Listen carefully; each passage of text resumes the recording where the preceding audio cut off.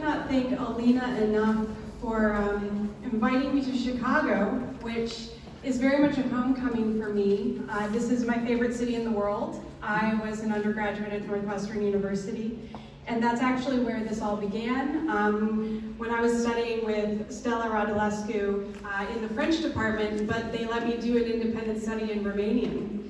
And so I started learning Romanian, so it's thanks to Professor Radulescu. Yes. And she also introduced me to this unknown legend to me coming from North Carolina named Mircea Eliade. And Professor Radulescu knew Eliade personally.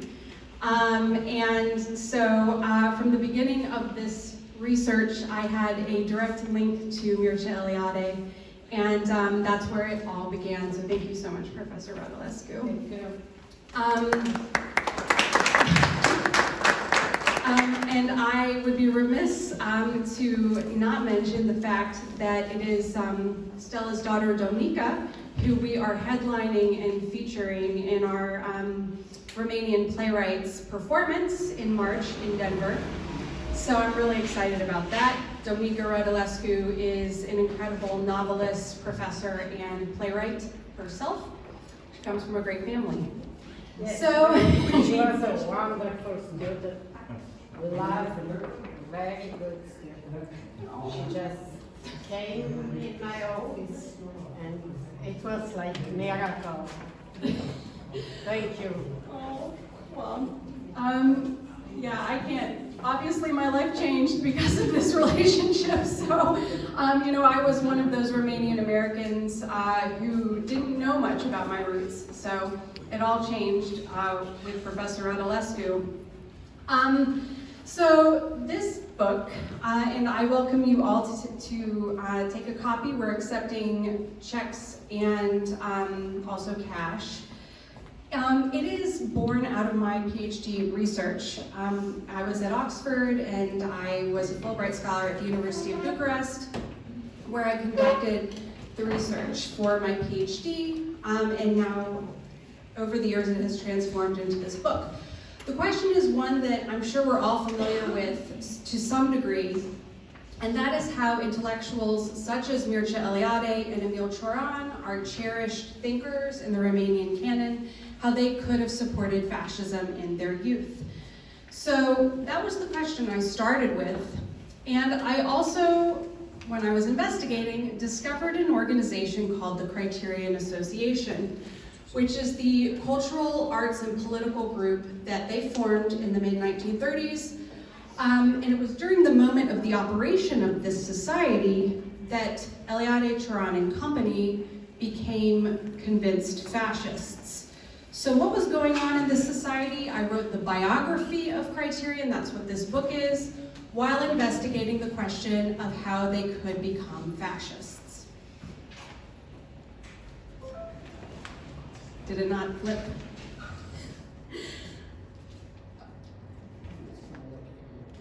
There we go.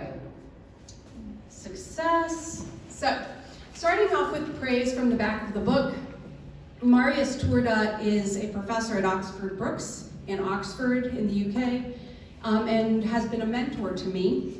He is very famous for his work on eugenics and biopolitics. He describes this book as a gripping analysis not only of Romanian culture, but also of Romanian politics, in a time when many interwar ideas seem to have rematerialized. This book could not be more necessary or timely. And I know we're all standing, so I won't go off on too many tangents. But in terms of why this is timely, I'll just give you a very recent example. If we consider the citizenship ban in India, withholding Indian citizenship from Muslims, this is a racist act, it is xenophobia. Many would argue that Modi, the leader of India, is a neo-fascist. So you see conversation today in terms of fascism, populism, neo-fascism, etc. So yeah, Don, if you can. What is fascism? So I I work with Roger Griffin's definition of fascism, which is the definition that came about in the late 80s, early 90s, that integrated this idea of palingenesis, meaning rebirth. So in terms of the new man that you see in Mussolini's Italy or Hitler's Nazi Germany, you see the same rhetoric in interwar Romania. This idea of rebirth. We want to move from being a pathetic minor country and culture into being major and strong. And part of that is having a national myth. Leadership cult, of course, we're going to see photos in a second, in terms of fascism being led by very charismatic leaders. We see that today in terms of charismatic leaders. There's a connection with modernity and modernism. Fascism is a modern ideology. It is of the people, that's the populist aspect of it. It's against elites, nativist, in terms of being for indigenous forms, the discussion between Eastern substance versus Western forms, siding with Eastern substance. The Romanian authentic substance, rejecting the French inauthentic forms. If we think about Romania's educational system and government, the nativists in Romania at the time would argue that that was inauthentic to Romanian substance. Okay, there's the paramilitary aspect of this story. We have the Nazi German example, which is the SA. In Romania, we have the Iron Guard. That's the paramilitary wing of the legionary movement. Now those names are synonymous. You can say Iron Guard for legionary movement, but the name was for the paramilitary wing initially. And of course, a lack of respect for human rights, absolutely.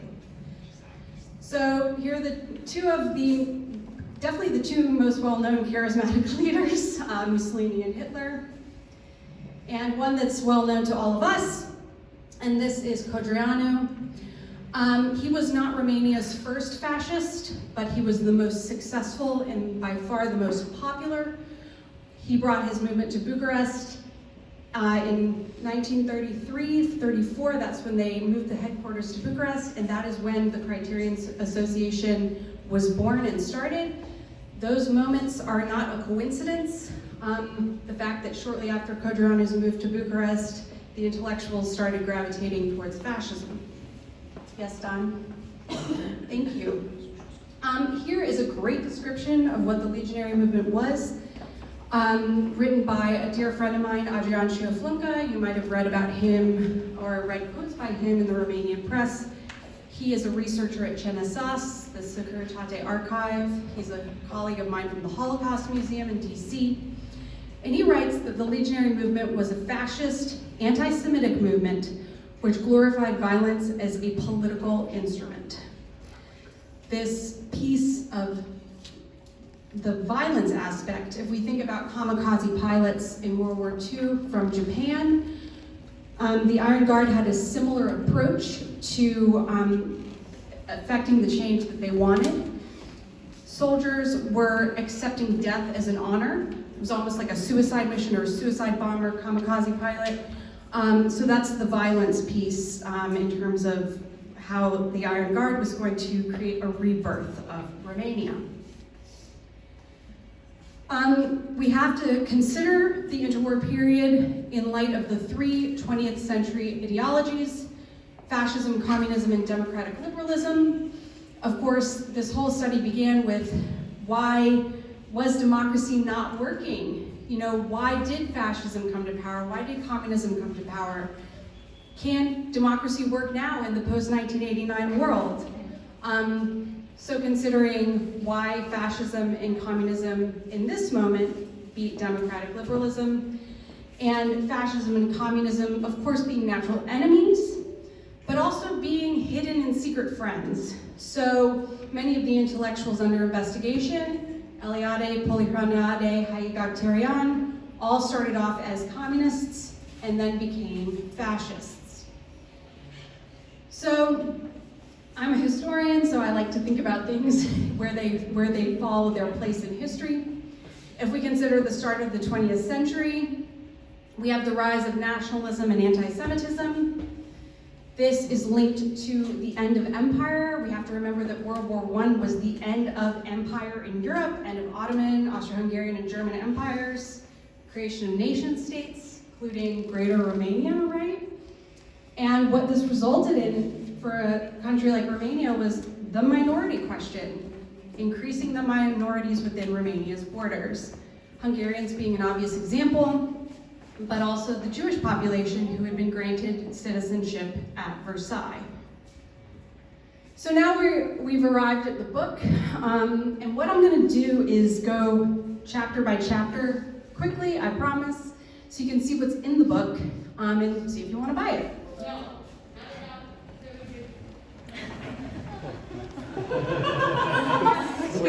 She wasn't talking with us. Okay. I mean, all are welcome. I produced a play in DC where somebody came off the street and just sat in the audience, and I was like, that's fine.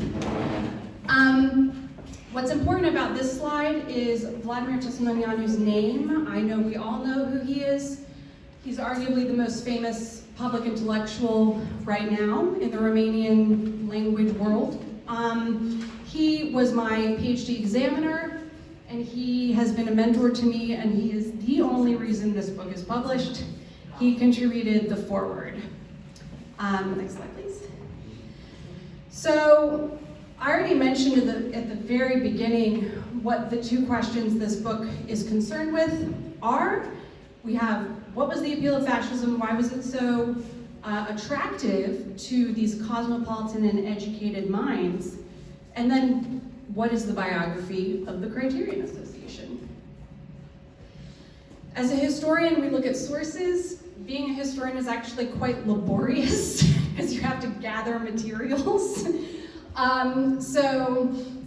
So many of these figures wrote personal diaries, they wrote memoirs, they were all writing literature, including Eliade, plays, novels, fiction, in addition to the scholarship that they were writing, and then poetry. They're all writing in newspapers, journals, periodicals, and magazines, and of course, the archives. Comarnescu, he's the hero of my book, and lesser known for reasons we'll get into. His personal archive is in the library of the Romanian Academy, and that's where I spend most of my time. The National Archives of Romania, of course I had to check them out, there wasn't much there. CNSA, Secret Police Archive, that actually opened up to the public the year that I moved to Romania. So I was one of the first researchers, which was, that was so exciting. And at the same time, Romanian politics, shall we say, revealed themselves because I did not get every file that I knew existed.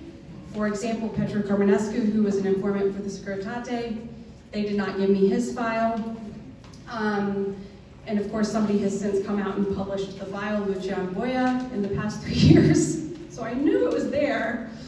But that's okay, I persevered. And the National Museum of Romanian Literature, that is where all the correspondence is. So reading their personal letters to each other. And that was probably my favorite part of the research. And then of course, I spent so much time at the Holocaust Museum in DC. They have archives from all over the world, including Romanian full archives digitized, so I was there as well.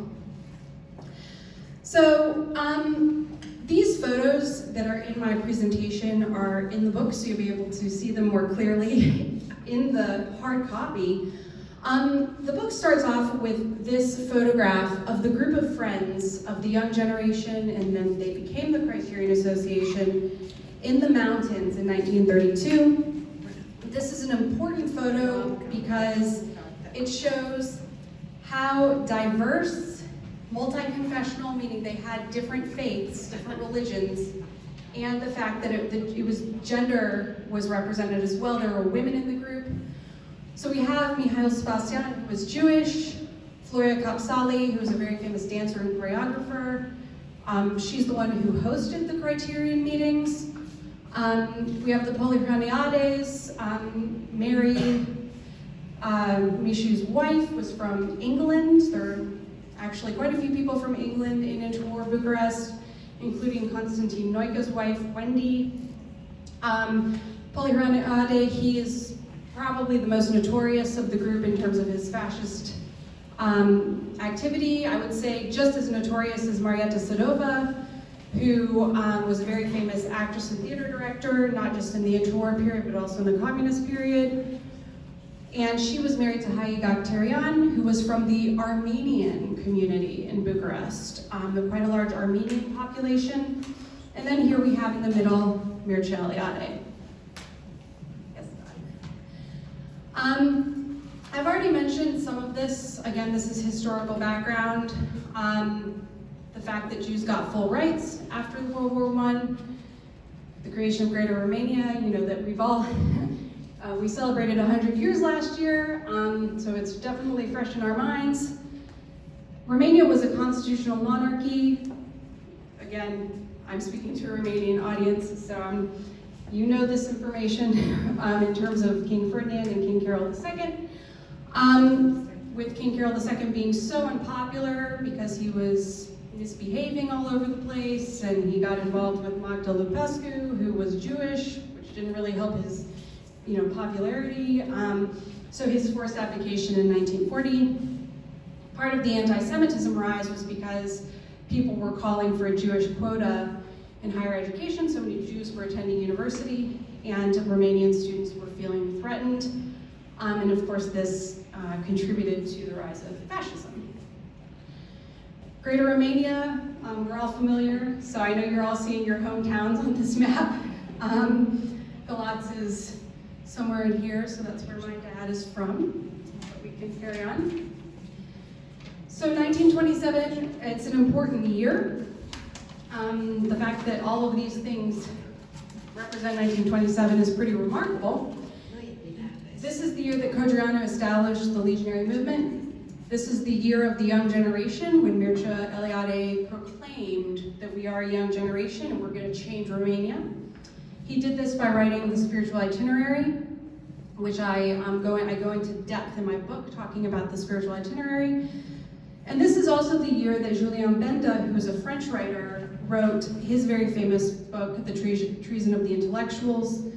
He criticized intellectuals for nationalism, racism, and promoting war. He wanted politics to be dispassionate. Of course, he didn't realize he was criticizing Generation 27 in 1927. He was criticizing all extremism across Europe. So just putting these all in the same time frame. So, chapter 2, Ionescu.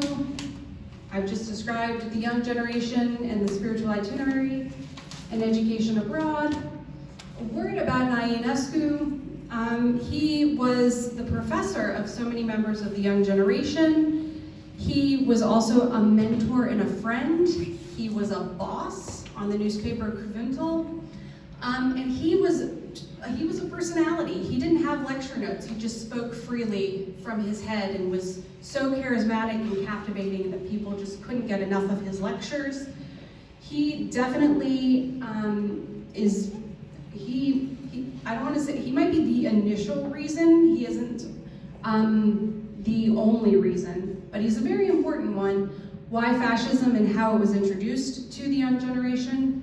Because he was exploring the philosophy of experience in his lectures, and that philosophy, which was coming out of Germany, is about basically, grabbing the reins of life and living life to the fullest, having adventures, and it was an active philosophy, and fascism seemed like the active option, the adventure option for this group.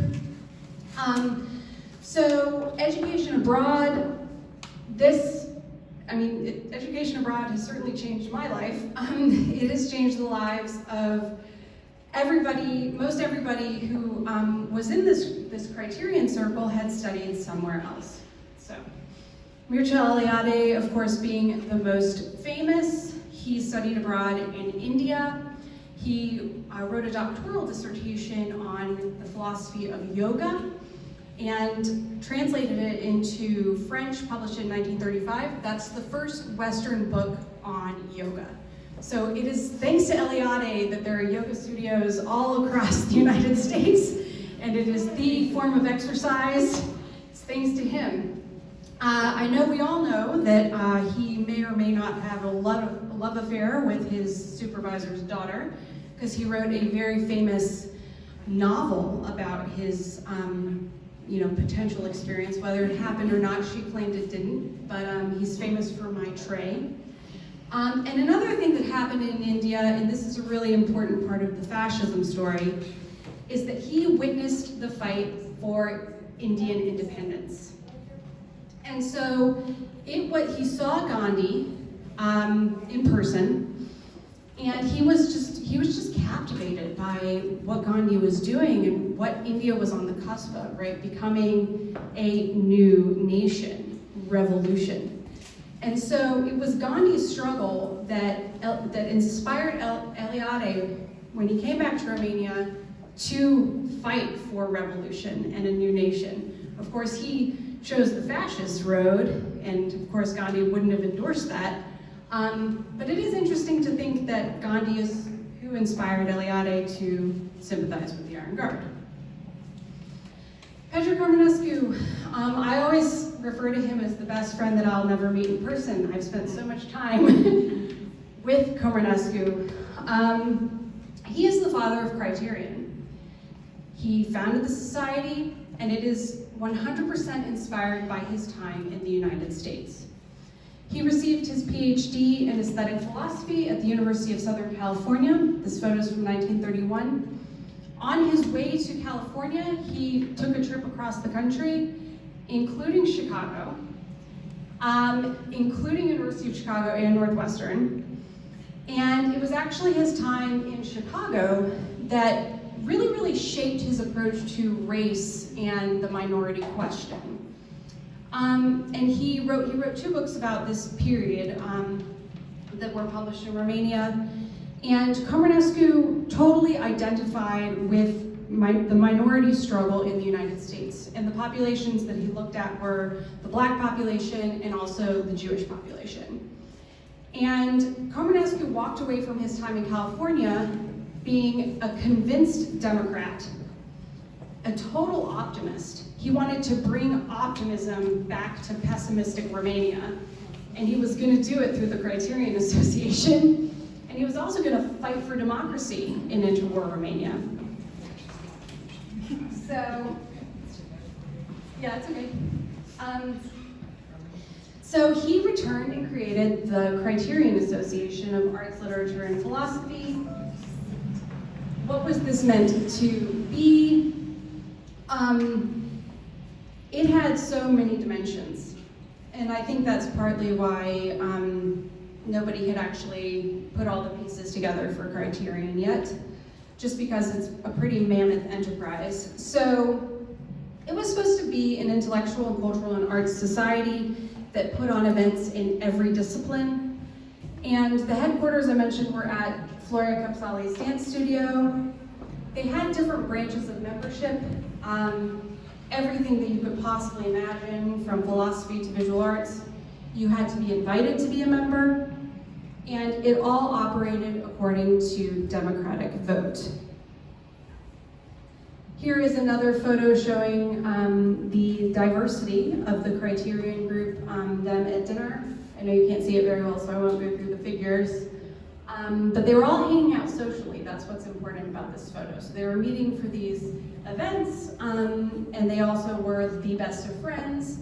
Friendship is a very important, because with the strong friendship that they started, starting in the 20s as students, and then following to the Criterion Association with the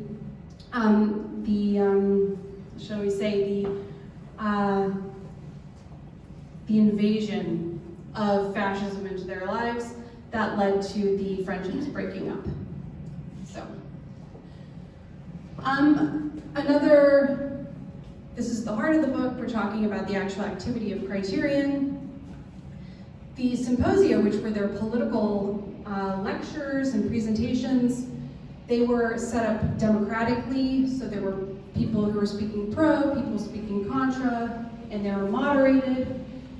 The first series they had was political idols, people that they saw who were active in the world and they wanted to investigate them. And this was a very diverse group featuring such personalities as Lenin, Mussolini, Krishnamurti, they were obsessed with Krishnamurti, Greta Garbo, the Hollywood actress, and Gandhi, of course. How could they not investigate Gandhi based on Eliade's time in India?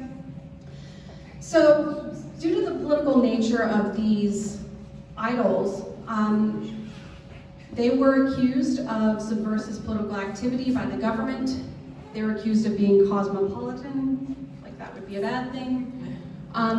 They were accused of being communist because they looked at Lenin and also Gide, who was sympathetic to communism.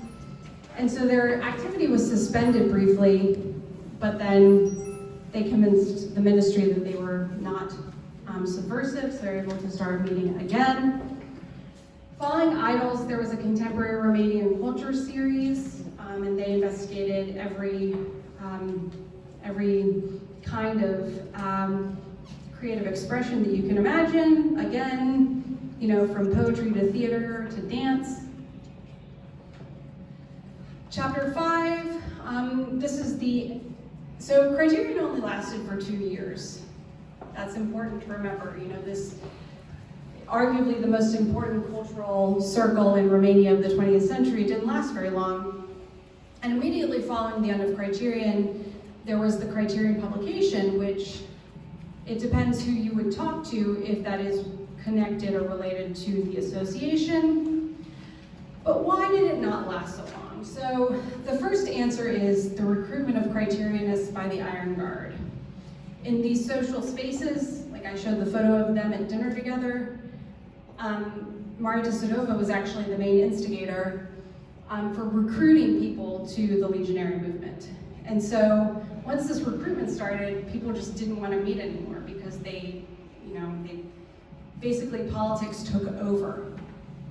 So in this final year, they tried to have a series that then got interrupted by a political event, strikes at Grivița. So martial law was imposed, so that interrupted their activity. They had another musical series and tried for another symposium in 1933, and then the publication that I mentioned. So we can move forward. Here we have the publication.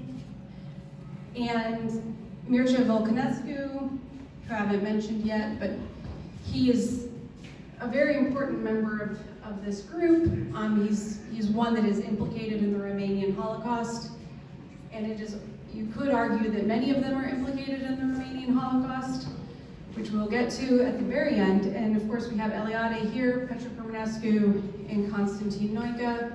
Since they're side by side, something that I discovered in my research was that Comarnescu was madly in love with Constantin Noica before he left for America, and it was they had a very intimate friendship. The actual extent of that intimacy, it is hard to know, but Petre Comarnescu is one of Romania's LGBTQ+ icons, and it is suspected that he was able to survive the communist period when homosexuality was criminalized in Romania because of his collaboration with the Securitate. So, we can carry on. And this part of Comarnescu's identity is the reason that Criterion ultimately collapsed. It is something that historians have been very hesitant to talk about because it's hard to talk about homosexuality. But what happened was, in one of the final Criterion events, it was a dance performance, and there was envy between dancers, and Floria Capsali, who was one of the founding members of Criterion, was heard accusing the dancer of pederasty, that he was dancing in a way that suggested pederasty and was promoting homosexuality, and this rumor was picked up by Credința,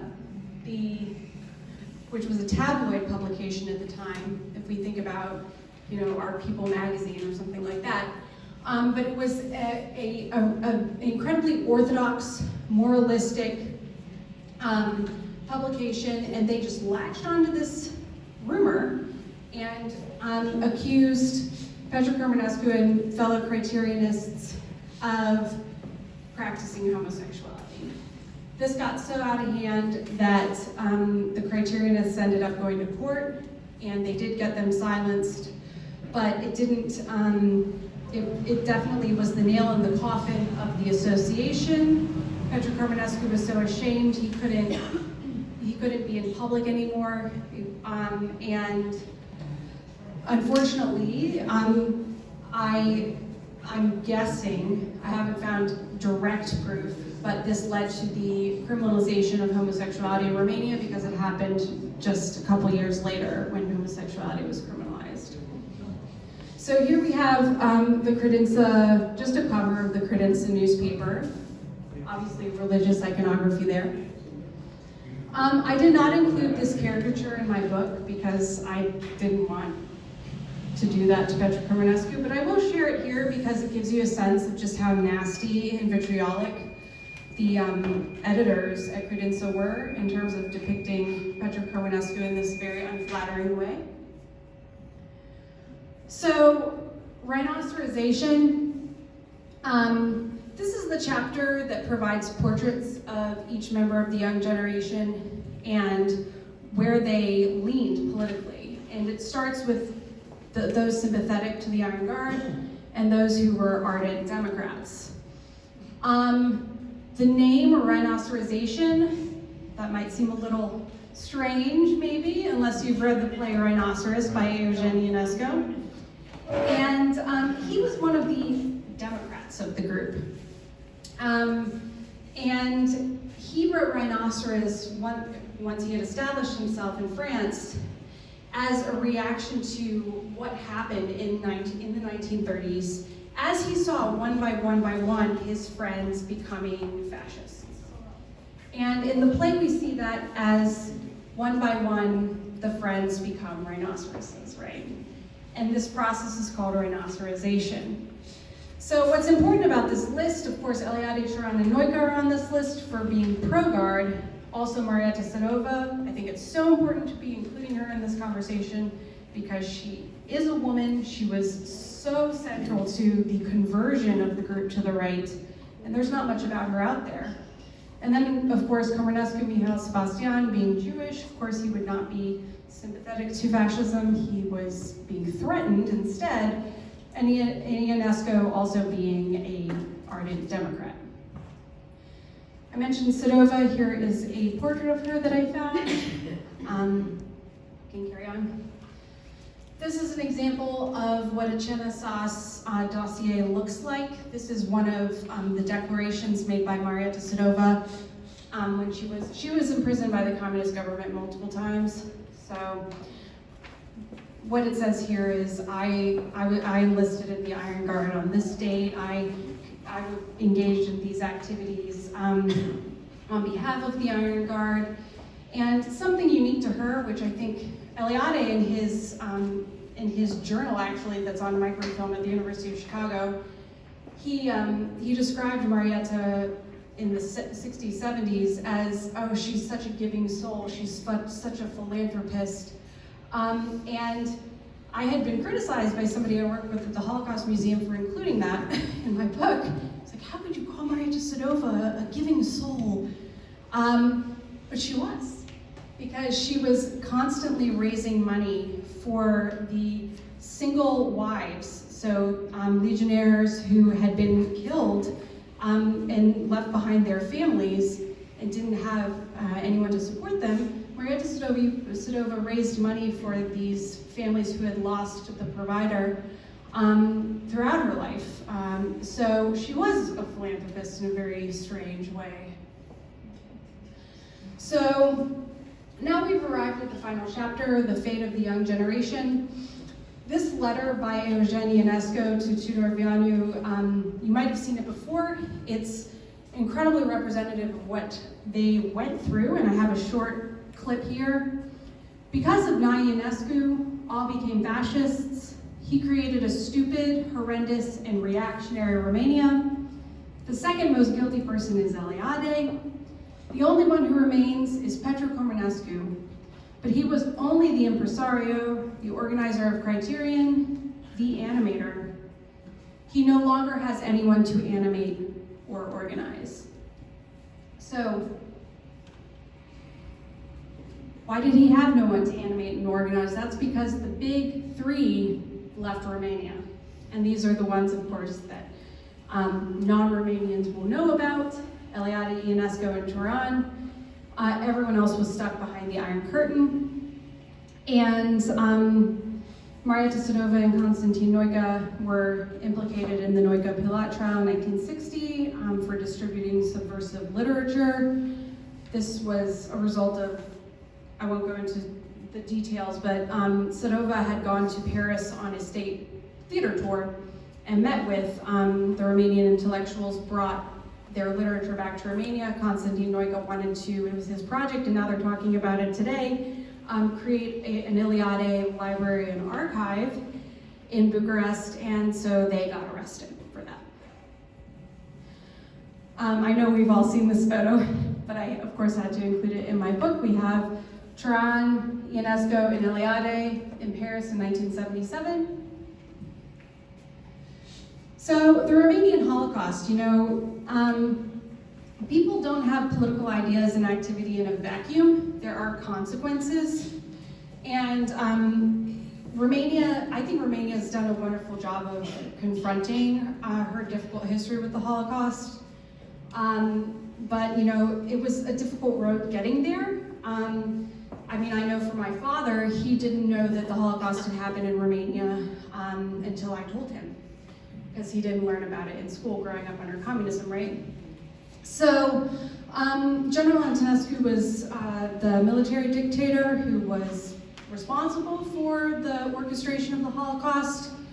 Romania, it wasn't so straightforward in terms of what that looked like in Romania. There were ghettos, deportations, camps, also occupation of German troops. Transylvania was under Hungarian control. The most famous victim is Elie Wiesel, of course, who came from Sziget. I worked for the museum for a number of years, responsible for documenting camps, and Elie Wiesel's hometown is one of the camps that I documented. These are regions the Holocaust was most severe. Different story in Wallachia. And just to give us a scope of the destruction here, approximately 400,000 Jews perished, and 26,000 Roma were deported as well. So Marta Petreu, she is a huge inspiration. She's a philosopher in Cluj. She wrote an essay called Generation 1927, Between the Holocaust and the Gulag. She argues that they are morally culpable, that Eliade and company should be held accountable for the crimes that happened as a result of their decisions, political decisions.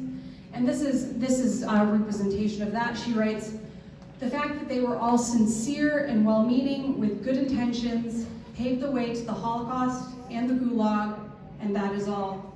So it doesn't matter that they were well-meaning, right, or had good intentions, but still what happened was horrible, was inhumane and unforgivable. This book started off with the question, how could fascism be appealing? And I found so many answers. Of course, each individual has their own specific personal answers, but these are some general ones that I think can explain why an educated mind would be captivated by extremism. I've already talked about how fascism and communism are natural enemies, so there was a real fear of communism. People like Eliade knew that Russia was about to take over half of Europe, and they thought fascism was the better option. There was economic crisis. We all know about the Great Depression, but there was the exact same thing happening in Europe at the same time. Unemployment, lack of jobs, weakness of democracy. Democracy wasn't really working that well, and some people would argue that that's the case today. So because it's not working, there's this gridlock. What are some alternatives to democracy? Anti-Semitism was on the rise. This Christian Orthodox Romanian identity, you have to be Orthodox. You can't be anything else and still be Romanian. This feeling of inferiority, you will particularly find this in Emil Cioran's writing. He felt pathetic and like a loser, and he studied abroad in Germany. He saw Hitler in person, and he just thought, you know, that's someone who's great. I want to be great too. So he called Romania a minor culture. He wanted to be a major culture like Germany. So fascism was pretty appealing. The promotion of the irrational mystical, of course, Eliade dives into that in his work on religion. People were rationalizing their decisions. Nationalism, obviously, will to power. People wanted to be in a powerful position. I already talked about rebirth at the beginning. Xenophobia goes along with nationalism and racism as well, fear of the other. And finally, fascism. This is why people loved Mussolini and Hitler, because they got things done, right? So when you're in a democracy and nothing's actually working, you want a leader that'll get things done. I think we might be in a similar situation, maybe in the States, maybe in other countries too, where leaders have come to power who claim that they're going to get things done, right? So fascism was perceived as an active and strong option. In conclusion, and these are just a couple of quotes from the conclusion of the book, believing in the strength of their youth and friendship. Youth is so important. If you're interested in youth studies, this is a book for you. Friendship, I mentioned. They believed in the strength of their youth and friendship. The young generation and the Criterion Association attempted to revolutionize culture in their emerging European nation. Also, the rise of fascism aided in the destruction of one of Romania's most important intellectual and cultural experiments. So that's the connection, is that the rise of fascism within this friendship group led to the demise of the Criterion Association.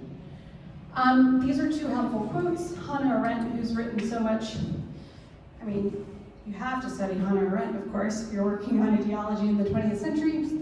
She would have argued that the Criterionists were caught in the intellectual storms of the 20th century. And Vladimir Tismăneanu endorses that. He writes, "What appear to us today as crystal clear choices were, especially during the interwar period, maddeningly complex reactions to the crisis of liberalism and democracy." And thank you. I really appreciate you guys coming.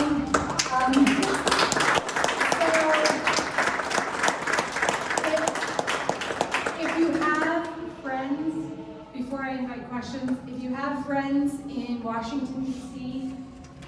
and or New York City, I will be in D.C. at the Wilson Center January 23rd, which is a Thursday. That's free and open to the public. I will be in New York City at the Romanian Cultural Institute, which is surreal, just as Alina's invitation has been surreal to be so welcomed by the Romanian community in the United States. And that's January 31st on a Friday. So I welcome any of your questions. I don't know, Alina, do you want to? Tell us a bit on why, for the pro-guard part of the association, how were they defending the negative parts of the fascism, like the violence, the assassination of Duca, all of that? So how were they justifying that to their friends or in their writing? Yeah, I really think that it's different for different people. So Maria Tisodova was just nasty, and that's depicted in Mikhail Sebastian's journal in terms of the way she's speaking about Jews in particular, but her efforts to advance the aims of the Iron Guard.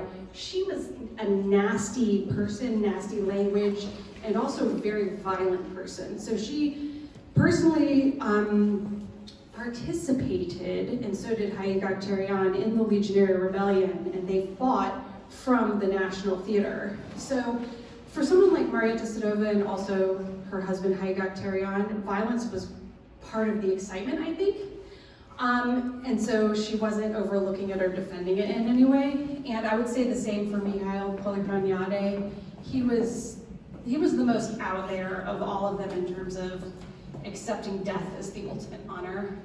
Eliade just conveniently leaves that part of the story out.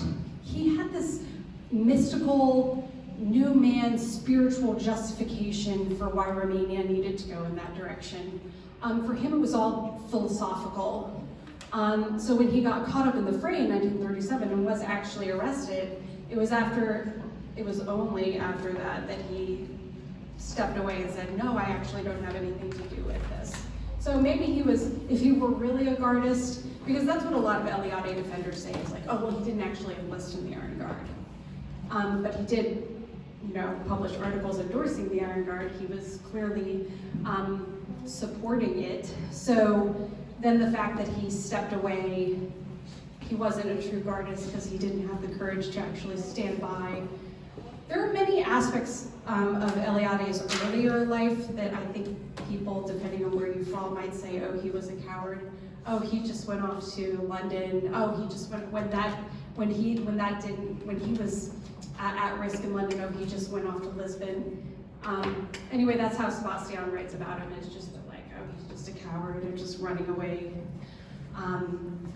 So anyway, I don't know if that answers your question. It's becoming very fascinating to listen to you talk because, there's a background as being like in the psychological field. It's like, it becomes very fascinating to profile psychologically these personalities and see how many facets they had to their lives, and intellectually flirting with ideas that have consequences, in years after is just really interesting to.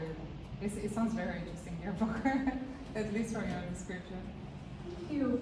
Well, that's precisely why when I went in trying to uncover the answer as to why they endorsed fascism, I discovered that they each are so individual, that they had their own individual motivations. And the list that I shared at the end in terms of, what contributed, sort of general ideas.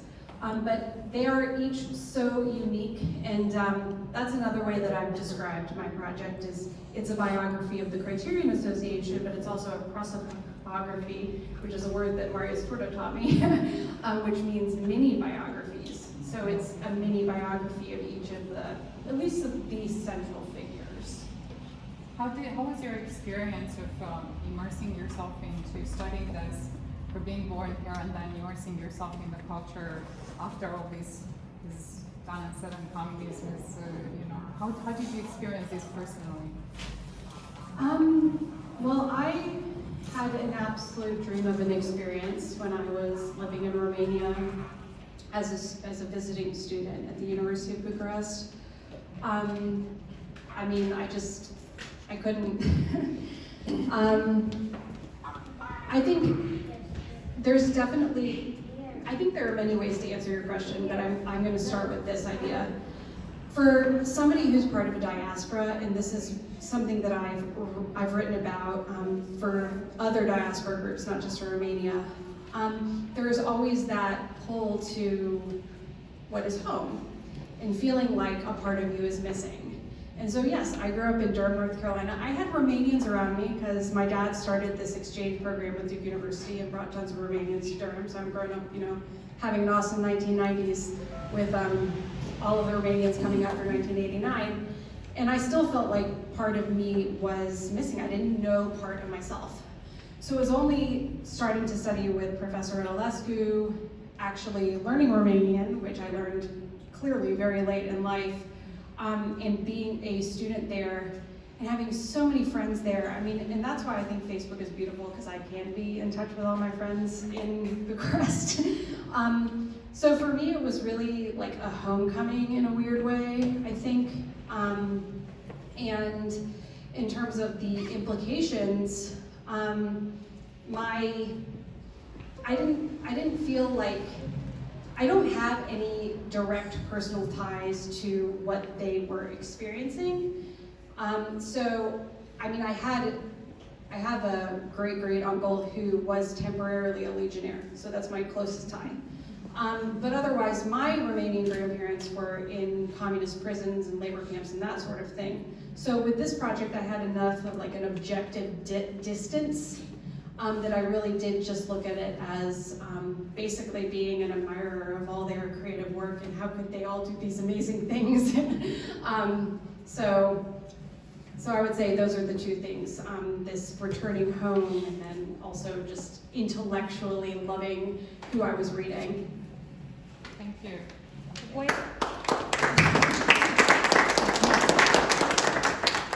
so I guess I wanted to ask, why did you choose this specific period from Romania's history, I guess? Why this? Well, you know, prior to the decade of the 90s when Romanians were in my life, I grew up in the 80s. And my father would put us to bed each night with a bedtime story from Romania, his youth in Romania. And I didn't know my Romanian family because my father had defected. And so we thought that we would never go there. He thought he would never go back. And so I knew that my grandparents had suffered enormously. And I also, because he told me stories of when they met in interwar Bucharest, they met at Cercul Militar at a military ball. They went to Carlo Cuberi and danced the night away. So I knew about interwar Bucharest from those stories about my grandparents, and I asked my dad, well, if interwar Bucharest was so amazing, how come then communism happened and was so horrible? And he said, well, it was not actually first communism, it was first fascism. And so then the question for me was, well, how come democracy failed? And I was a philosophy major at Northwestern, well, and theater major. And that was my honors thesis, was exploring democratization and why democracy failed in Romania. So that's where it all started, was why did democracy fail? Unii dintre intelectuali, la un moment dat, mai târziu, au încercat să se îndepărteze de vechile lor credințe. Ca de exemplu, Mircea Eliade a ajuns la University of Chicago, catedra de istoria religiilor, era foarte,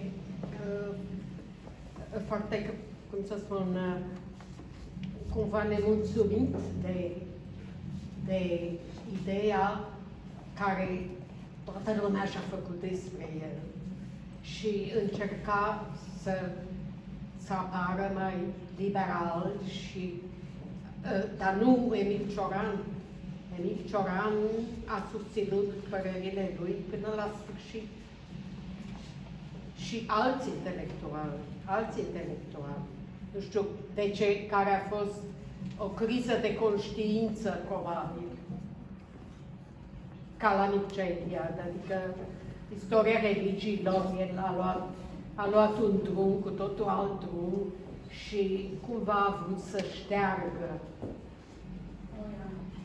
Nu știu dacă e adevărat sau dacă este în aparență, sau dacă a fost în aparență. Cel puțin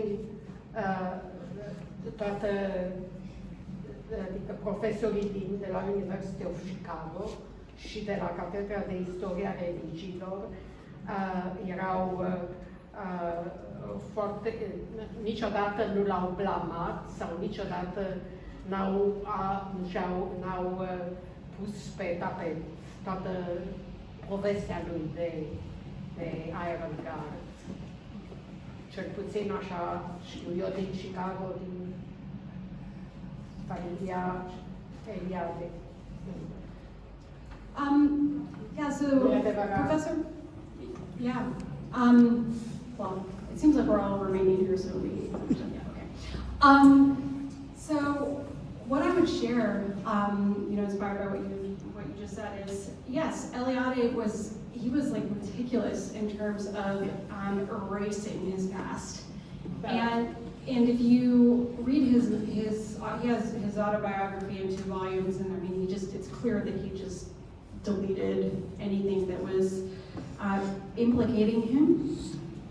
Emil Cioran is, yes, he's a totally different story. I think what's really noble about Emil Cioran actually is that when his Skimbaria was coming up to be, because he had written this treatise when he came back from Germany that was a program for New Romania. And it was a fascist program, and it was also a Stalinist program. And there is a chapter about getting rid of the Hungarian minority and also the Jewish minority. And this had been republished, omitting that chapter. And this was because Cioran, it was Humanitas, this was right before he died, and he said, okay, you have my permission to publish it, but you have to delete the offensive chapter. And so he, at the end of his life, felt bad about his youthful political decisions, and he did, in a way, I remember, I'm forgetting exactly where this quotation is from, but he said, it's old age that has made me a Democrat. I was a young radical, but old age has made me a Democrat. But what that means today for the researcher is that it's relatively difficult to, now they have finally republished it with the offensive chapter, which you need, right? For a historian needs the whole book.